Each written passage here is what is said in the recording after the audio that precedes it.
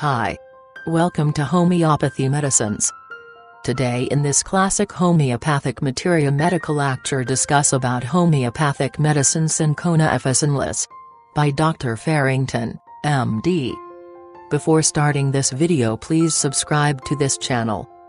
We need support from you to make this channel more beautiful and more informative. Now going to discuss about Synchona officinalis, its uses and symptoms. Cinchona is certainly a wonderful drug, wonderful in the many varieties of its species, wonderful in its composition and wonderful in its effects. It also has an historical value to homeopathists as being the drug which led Hahnemann to the discovery of the law of cure, and enabled him to establish homeopathy as a fixed science. It is not a little singular that the natives of Peru, especially in the early days, would not permit the cinchona tree to be touched, as they believed it to be poisonous and under the charge of special gods. They were therefore not a little astonished when Europeans became engaged in the occupation of stripping the bark from the trees and exporting it to Europe. The cinchona industry has now grown to such an enormous extent as to demand certain restrictions in its gathering and exportation lest the species become extinct. New trees are being continually planted, so that there is no danger of extermination of the drug. There are several varieties of the cinchona bark, of which, however, I can mention but three, namely, the pale bark, the calisaya or yellow bark, and lastly the red bark, or Cinchona rubra. There are some 30 or 40 other species known. A physician in the West, the value of whose experiments I am inclined to doubt, claims to have discovered in Cinchona rubra a certain specific against intemperance, or the thirst for liquor. He gives the bark in appreciable doses and claims that in a time varying from 1 to 4 weeks it will cure the most confirmed inebriate of his pernicious appetite. In publishing the accounts of his observations in the journals, he says that he was led to his discovery on treating an old sot who had never known a sober day until he had chills and fever, which was cured by red bark. Cinchona contains, as you will notice by this schedule on the board, quite a number of alkaloids or active principles: Cinch9, C20H21 and 2O. Cinchonidin. Quinine, C20H24 and 2O2. Quinidin. Quinamine, C20H26 on 2O2. Quinic acid. Cinchodanic acid. Besides these there are many others. They differ from each other in chemical composition only in the amounts of carbon, hydrogen, nitrogen and oxygen they contain. It now remains for us to study the general effects of cinchona before we proceed with our consideration of its symptomatology. It has been determined that a solution of quinine of 1 part to 10,000 acts destructively on infusoria. Thus it will destroy the poisons that propagate many of the contagious diseases, as puerperal fever, scarlatina, etc. The use you may make of this property is this: when going from one case of puerperal disease to another, you may bathe your hair and whiskers in a solution of quinine in bay rum. This will destroy all danger of carrying contagion and will not prove a source of annoyance to yourselves. On the contrary, it will aid the growth of the hair and beard. Quinine also has a destructive effect on rhomboid motion, which form of motion has been observed in the white corpuscles of the blood, or leukocytes. This is one reason why allopathic physicians have used it to prevent inflammation. Quinine also retards change of tissue. That is one explanation of its tonic effect. You will see that this property of retarding waste is still more marked in coffea. Quinine also acts upon the heart substance, weakening that structure. Thus there is impaired circulation. Another effect of quinine when experimented with by subcutaneous injections is that large quantities destroy the ozonizing powers of the blood. It also tends to act on the spleen, producing congestion, inflammation and enlargement of that viscus. There is still one other property 6F quinine which it may be well to remember, and that is its power of abolishing reflex action when taken in large quantities. Now let me give you the symptoms of Synchronism, that is, the symptoms which follow the excessive use of cinchona. you will find quite prominent among all the other symptoms an increase of appetite from stimulation of digestion. Soon nausea and vomiting show themselves, and even diarrhea may be added to the gastric disturbances. Then the head becomes affected. There is a peculiar sensitiveness to external impressions, to noises, to bright lights, or to anything that is apparent to render the patient irritable. There is experienced a peculiar form of headache, which is characterized by dull aching and at other times by throbbing in the head. There are well-marked ringing or roaring sounds in the ears, a very characteristic effect of Synchona. Vertigo still further complicates the case. If the use of the drug is still persisted in, deafness follows. In other cases there appears a sort of Synchona intoxication which is not unlike that produced by alcohol. This is followed by delirium, dilated pupils, then complete stupor with difficult respiration, and finally convulsions, these convulsions arising from anemia of the nerve centers and not from congestion, as is the case with belladonna. In extreme cases, collapse and death from paralysis of the heart end the patient's life. These, then, are the general effects of Synchona, when that drug is given persistently in increasing doses and at short intervals. They may vary in severity from a simple ringing in the ears to all the symptoms of complete poisoning. Hahnemann has taught us that the anemia which the Synchona causes renders it useful only when debility or anemia comes from loss of fluids. In the allopathic school it is used in all forms of debility, given either alone or in combination with iron or sherry wine. But, as I have said before, we have learned from Hahnemann that it is only useful in the anemia which results from loss of fluids. Hence, we may use it for the results of hemorrhage, whether it be from the mouth, lungs, or uterus. You may use it when long-lasting diarrhea has exhausted the patient. It may even be used when the condition has proceeded further than a simple debility, and that horrible disease known as hydrocephalus has developed. In such cases, when Synchona is the remedy, the child has these symptoms. After violent or long-lasting cholera infantum, it becomes drowsy, the pupils may be quite large, the breathing is very rapid and superficial, the diarrhea may have ceased, or the movements may be involuntary, the surface of the body is rather cool, especially the prominent features about the face, thus, the ears, nose, and chin are cold. In just such cases as this, Synchona will, if there is any vitality remaining, restore the patient to health. If it should fail, you may still fall back on calcarea phosphorica, a similar but more deeply acting drug. In applying Synchona to the debility resulting from sexual excesses, remember that it is only curative for the debility resulting from the excessive loss of semen. If there are constitutional troubles, feed is worse than useless. Now let us pause and study the relation which Synchona bears to other drugs applicable to debilitated and anemic conditions. Pfeffum is indicated in pure anemia, with an appearance of plethora. Arsenicum is the remedy for debility resulting from overtaxing of the muscular tissues, such as follows: prolonged exertion, climbing mountains, etc. Phosphorus is preferably indicated in prostration, which is very sudden in its onset, when the nervous system is exhausted. Hence, we may sometimes have to use this drug in quite a variety of diseases, in scarlatina, in measles, in diphtheria, and, in fact, in any disease in which the nervous system seems to have sustained a sudden shock or blow. This is not a Synchona case, remember.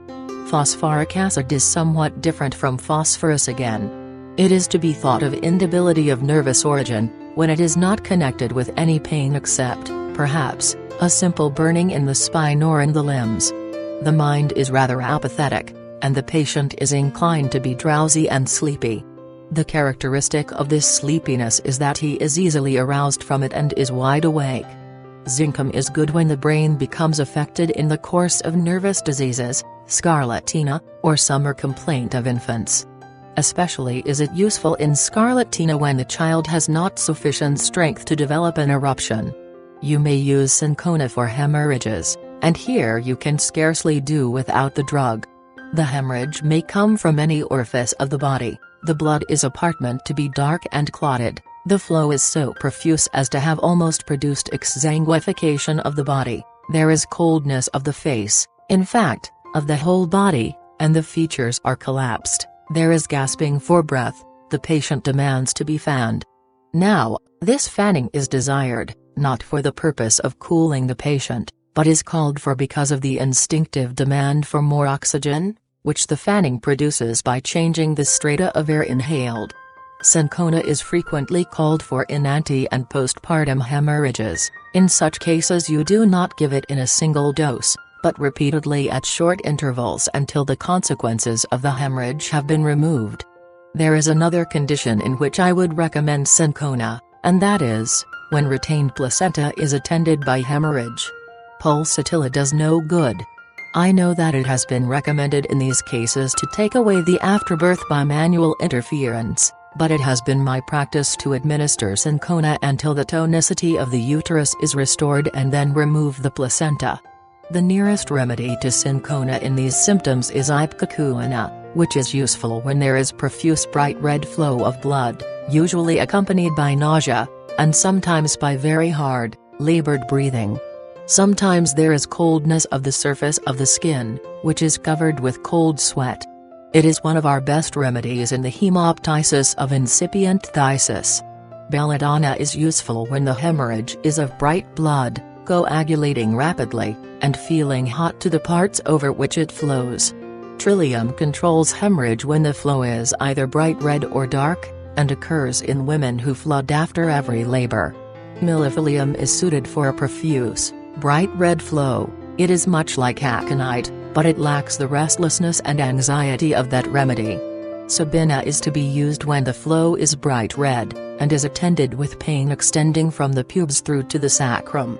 Carbo-vegetable is to be given when there is a continuous passive hemorrhage. The patient wants to be fanned. The skin is cool and bluish, and the pulse rapid and weak. Sakal is said to be best adapted to thin scrawny women. The flow of blood is passive. It is attended with tingling in the limbs. Although the surface of the body is cold, the patient persistently expresses her desire to be uncovered. Erigeron is said to be useful in profuse hemorrhage similar to that of Sabina, but associated with irritation of the bladder and rectum. Homeopathy is suited to passive venous hemorrhages, especially when the part from which the flow of blood proceeds feels sore and bruised. Aclephia indica is useful in hemoptysis after fits of dry coughing. You may also compare ledum, vinca minor, and cinnamomum. After reaction has been established after hemorrhage, you may still give Cinchona if there is headache with violent throbbing of the carotid arteries. This is not a belladonna symptom. It is here an indication of anemia, whereas under belladonna this symptom is indicative of hyperemia. You may have to use Cinchona to cure asthenopia, but only when it occurs as the result of hemorrhage or loss of fluids. An examination with the ophthalmoscope shows the disc to be pale and anemic. The pupils are apart meant to be dilated, the eyes ache on attempting to use them, as in reading or writing, and objects blur. We now come to the study of the action of Cinchona on the digestive organs. It is very useful for dyspepsia, occurring especially after loss of fluids. Digestion is so weak that the stomach cannot tolerate any food at all. Should the patient's supper come to him later than usual, he is sure to suffer in consequence. The stomach is distended with flatus but fetching relieves only momentarily. The least food or drink taken increases this symptom, so that he feels full after taking but a small quantity, as though he had eaten an enormous meal. He complains often after eating of a sensation as of a lump in mid-sternum, as though food were lying there. This is situated higher up than is the hard-boiled egg sensation of a bis nigra. Pulsatilla also has the same sensation in the same locality. You may also use Cinchona in the gastric troubles of children who are continually asking for dainties. Substantial kinds of food they will not touch. On awaking in the morning they are cross and irritable. They have a bad taste in the mouth and a white-coated tongue. Cinchona is useful in some diseases of the bowels, especially when associated with marked tympani. The abdomen is enormously distended. When you percuss it, It gives forth a sound almost like that from striking the tense head of a drum. It is particularly when this tympani occurs early in the disease that Cinchona does good, then this symptom shows early debility. Later in the course of the disease, when it results from decomposition, Cinchona is less valuable, and you must resort to such remedies as terebinthina, colchicum, etc. The diarrhea of Synchona is very characteristic. The stool is literic in character. It is either worse at night or after eating. This is attended with rapid exhaustion and emaciation. In appearance, the stools may be yellow, watery, or brown, and very offensive. Cinchona is one of our best remedies for diarrhea occurring in hot weather after eating fruits. The nearest allies to the drug here are ferrum, arsenicum, phosphoric acid, oleander, iris versicolor, and podophyllum.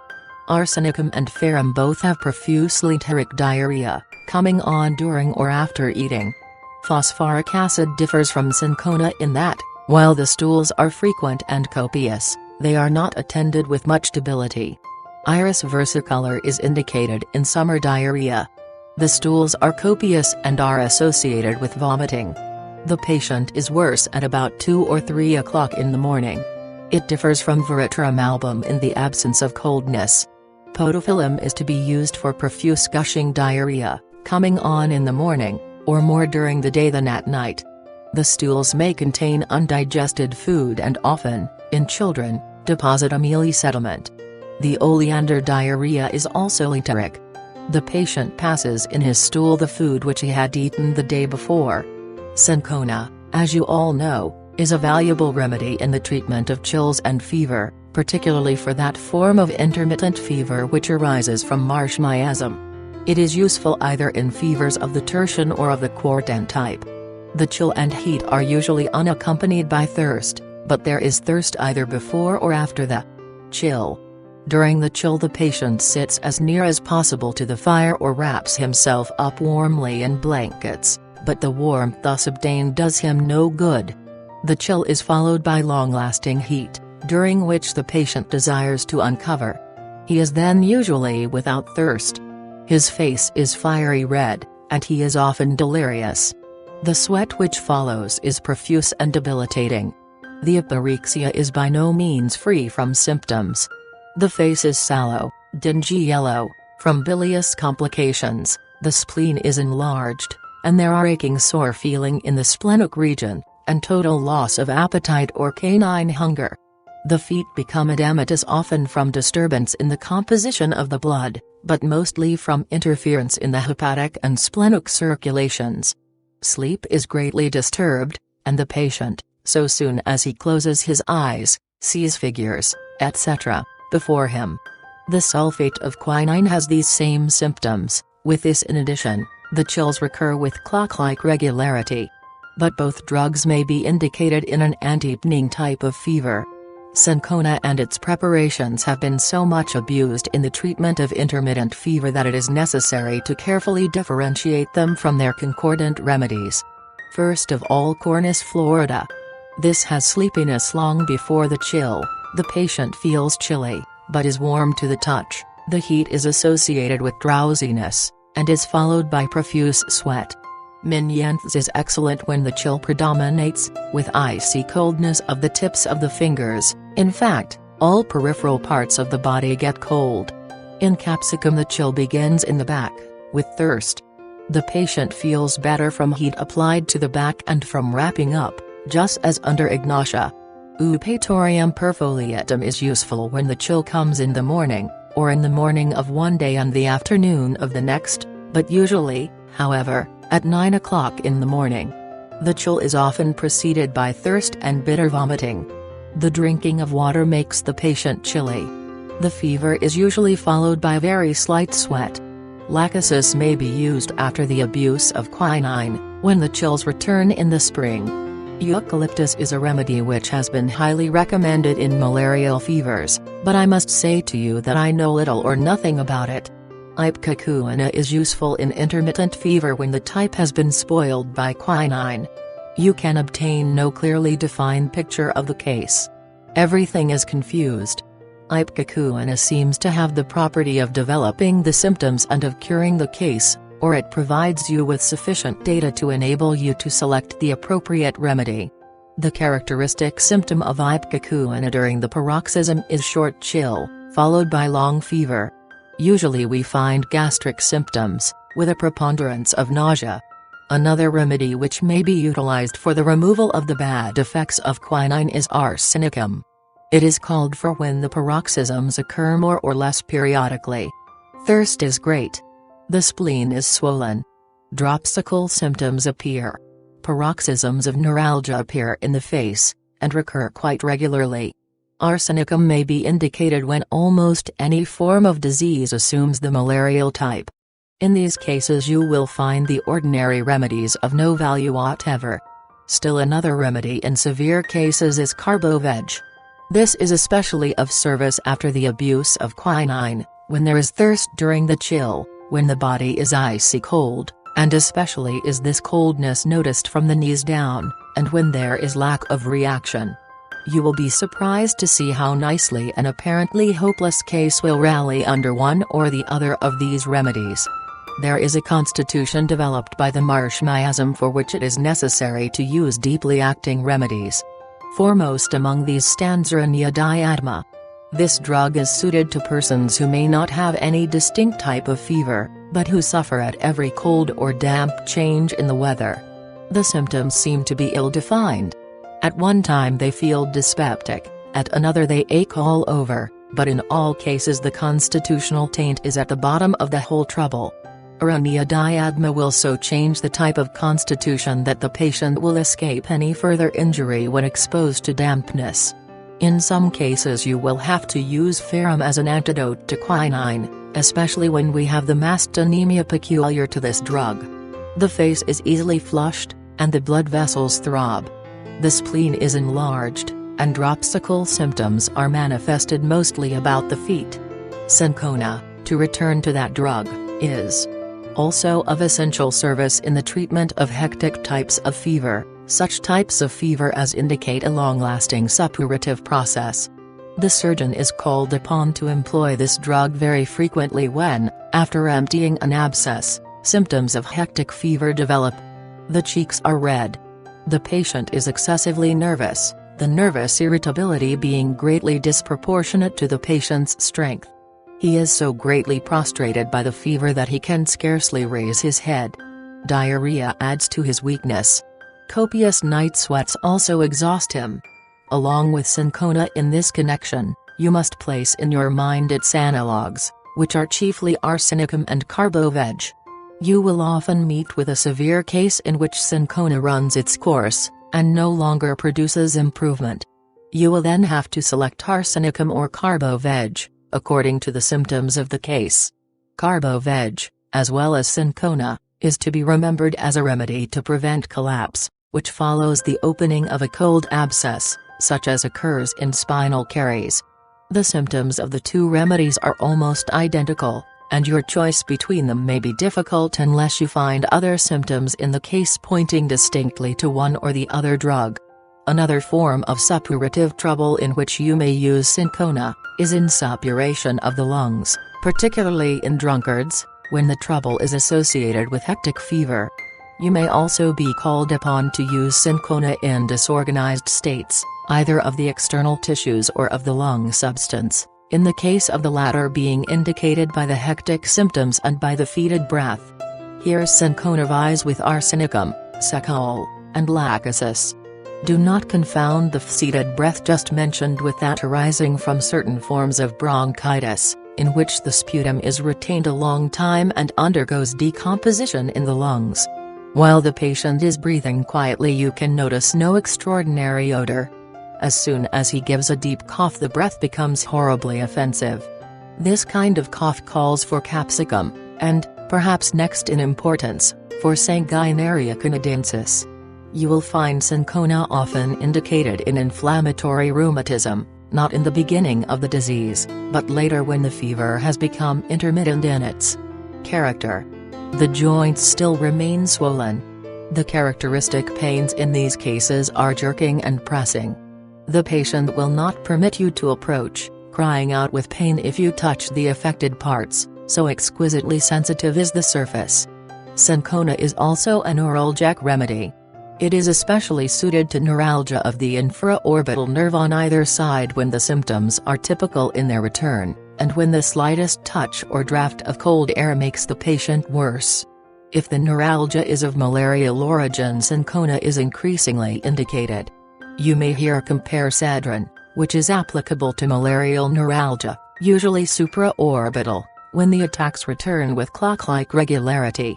In jaundice you should use Cinchona when the surface of the body and the sclerotica are yellowish.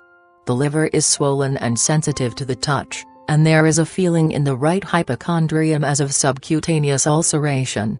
The stools are whitish, and are accompanied by fetid flatus, or else there is diarrhea. It is especially indicated in jaundice arising from sexual excesses, from loss of animal fluids, from abuse of alcohol, and from gastroduodenal catarrh. The antidotes to Cinchona are arsenicum, ipecac, carboveg, lachesis, pulsatilla, ferrum, and veratrum album. The indications for most of these have already been given you. Thanks for watching this video. If you want more videos like this, please subscribe to this channel and press the bell icon. Comment us your feedback. Like and share this video with your friends and family. For paid and free consultancy online, visit homeopathymedicines.com and mashclinic.com. Thank you. Have a nice day. Stay healthy, stay happy.